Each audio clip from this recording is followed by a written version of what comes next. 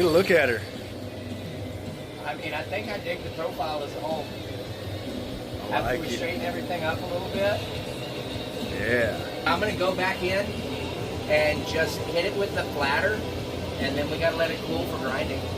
Cool. Let's go.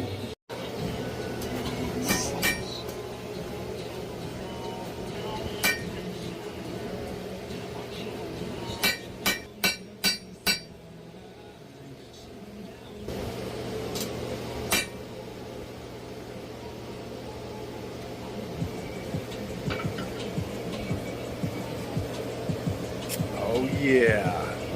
We've got the knife forged up and we're ready for the final steps, but we're gonna go ahead and call it a day and we'll be back tomorrow.